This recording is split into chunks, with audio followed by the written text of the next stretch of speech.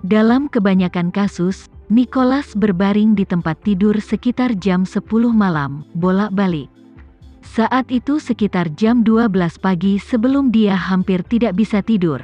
Tapi dia tidak bisa tidur lebih dari 1 jam, jadi dia pasti akan bangun sebelum jam 1, dan butuh 1 atau 2 jam lagi untuk tertidur lagi. Gangguan tidur jangka panjang telah menyebabkan kondisi mentalnya menjadi tidak baik, yang juga memperburuk penyakit Alzheimer-nya yang memburuk di tingkat lain. Tapi tadi malam, masalah yang telah berlangsung selama setidaknya 10 tahun tampaknya terpecahkan setelah dia datang ke Jakarta. Setelah dia mandi tadi malam, dia tidur sampai subuh. Dia tidak bangun sekalipun, juga tidak bermimpi, dan dia tampaknya jarang tidur nyenyak sepanjang malam. Istri di samping juga merasakan hal yang sama. Meski nenek tersebut belum mengidap penyakit Alzheimer, namun usianya semakin tua dan sulit untuk menjamin kualitas tidurnya. Tapi tadi malam, seperti lelaki tua itu, dia tidur sampai jam 7 pagi dan tidur sangat nyenyak. Karena dia tidur sangat nyenyak, perasaan pertama yang dia rasakan ketika dia membuka matanya adalah perasaan rileks yang tak terlukiskan dan kuat. Melihat pria tua itu terlihat sangat baik, tanpa sadar dia bertanya padanya, "Nicholas, bagaimana kamu beristirahat tadi malam?" Nicholas bersandar di tempat tidur, masih bergumam tak percaya, "Aku sudah bertahun-tahun tidak tidur setenang ini." Setelah itu, dia berkata lagi, "Mungkin karena kecapean dan kepenatan kemarin, makanya tidurku nyenyak sekali." Segera setelah itu, dia menggelengkan kepalanya sendiri, dan bergumam, "Seharusnya bukan hanya ini." Alasannya, mungkin ada hubungannya dengan lingkungan di sini. "Aku melihat jalan ke sini kemarin. Sepertinya ada di gunung, dan ada danau. Suasana seharusnya bagus, tapi sudah terlambat, jadi saya tidak melihatnya dengan jelas." Ini sangat bagus. Dalam lingkungan seperti itu, orang pasti akan bisa banyak bersantai. Wanita tua itu sedikit mengangguk setuju, dan dia juga merasakan hal yang sama. Detik berikutnya, dia tiba-tiba menatap Nicholas dengan ngeri, dan berkata, "Nicholas, apakah kamu masih ingat apa yang terjadi kemarin?" Bagi Nyonya Polen, selama ini, dia sudah lama terbiasa menjelaskan penyakitnya kepada suaminya saat pertama kali dia bangun setiap hari dan memperkenalkan kepadanya waktu saat ini dan apa yang terjadi baru-baru ini, bahkan kemarin. Ini terutama karena ingatan Nicholas telah memburuk dengan sangat serius. Dia bahkan tidak bisa mengingat peristiwa 10 tahun terakhir. Apa yang terjadi setiap hari pasti akan dilupakan keesokan harinya. Namun, wanita tua itu mendengar dari percakapan barusan bahwa suaminya masih ingat apa yang terjadi kemarin, dan pemandangan buram yang dilihatnya di bawah sinar bulan ketika dia datang ke Cempaka Villa dengan mobil. Dia sangat terkejut. Nicholas sedikit terkejut saat ini, menyentuh dahinya, dan bertanya padanya, "Apakah aku ingat apa yang terjadi kemarin?" Wanita tua itu berkata dengan gembira, "Sudah lama sejak kamu bangun keesokan harinya. Kau tidak ingat apa yang terjadi sehari sebelumnya." Kemudian, wanita tua itu tidak sabar untuk bertanya kepadanya, "Apa yang kamu ingat tentang kemarin? Cepat beritahu aku." Nicholas mengerutkan kening, "Aku hanya ingat bahwa kita sepertinya duduk. Pesawat datang setelah sekian lama, dan setelah turun dari pesawat, aku mengambil mobil dan berkendara sampai ke pinggiran kota, dan kemudian karena aku terlalu lelah, aku pergi tidur." Wanita tua itu bertanya dengan tergesa-gesa, "Lalu apakah kamu ingat apa yang terjadi sebelumnya?" Nicholas bertanya padanya, "Seberapa awal ini?" Wanita tua itu bertanya, "Apakah kau ingat apa yang terjadi sebelum kita pergi ke Amerika Serikat? Apakah kau ingat bahwa kami mengobrol dengan Marshall dan Duncan di pesawat sebelum keberangkatan?" Ekspresi Nicholas tiba-tiba menjadi linglung. Dia melihat sekeliling dengan linglung dan kemudian menatap tangannya. Ekspresinya jatuh ke dalam dilema yang kuat. Dia memikirkannya untuk waktu yang lama, tetapi dia tidak dapat mengembalikan ingatannya sebelum pesawat lepas landas. Dia berkata dengan ekspresi yang menyakitkan, "Apa yang terjadi?"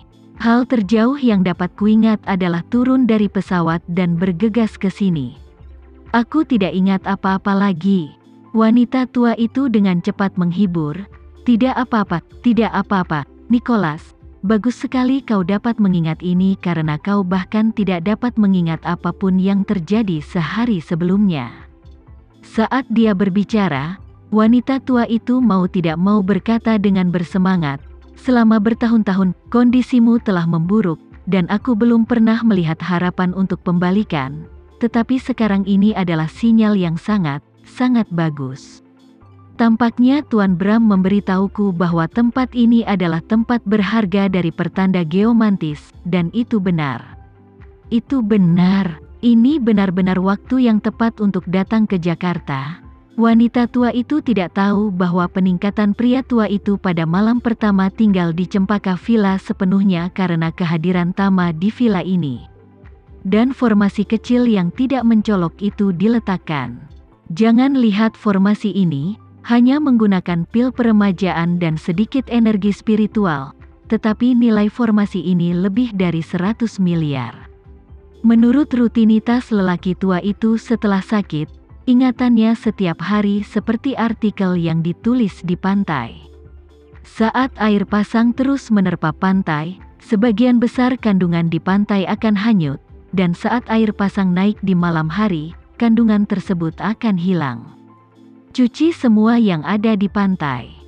Oleh karena itu, ketika lelaki tua itu tiba di Jakarta tadi malam, sebagian besar kenangan hari ini hampir terlupakan.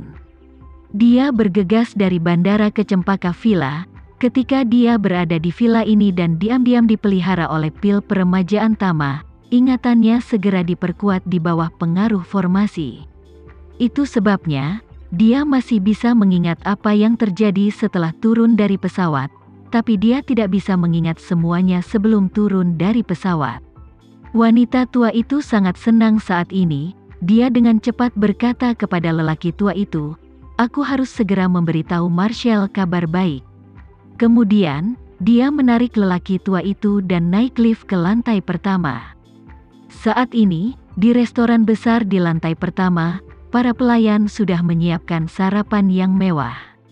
Marshall dan Duncan sudah duduk di meja makan dengan penuh energi, melahap semua jenis sarapan yang lezat. Bukan hanya pasangan tua yang merasa bahwa mereka tidur nyenyak dan nyaman malam itu, mereka berdua merasakan hal yang sama.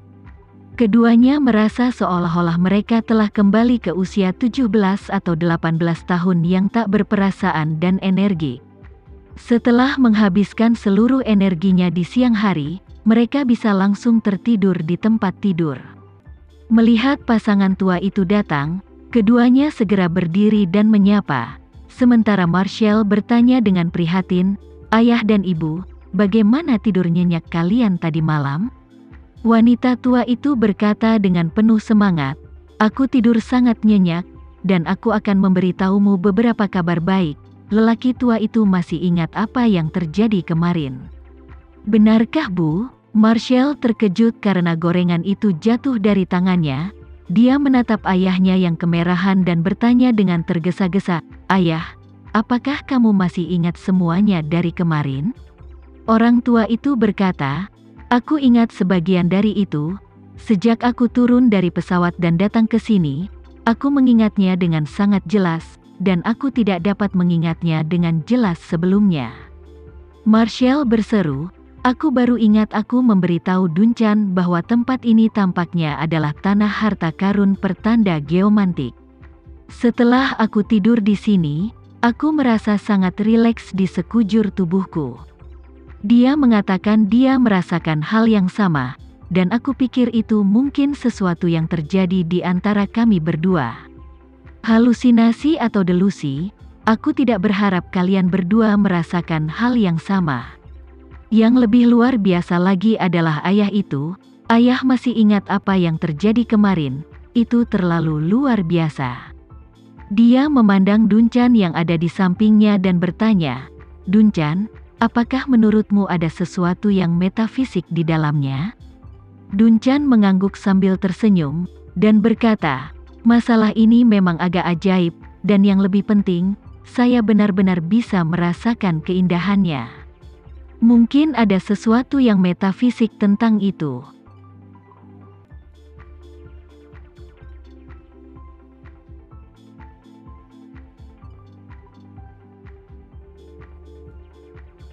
Sekian dulu ya video kali ini, kita lanjutkan lagi videonya di lain waktu.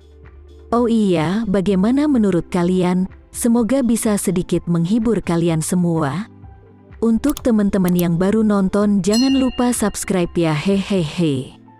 Dan kalau teman-teman ada yang ingin gabung langganan, bisa langsung gabung saja untuk dapat fitur yang menarik dan sedikit membantu Mimin. Terima kasih banyak sudah menonton, sampai jumpa lagi, bye.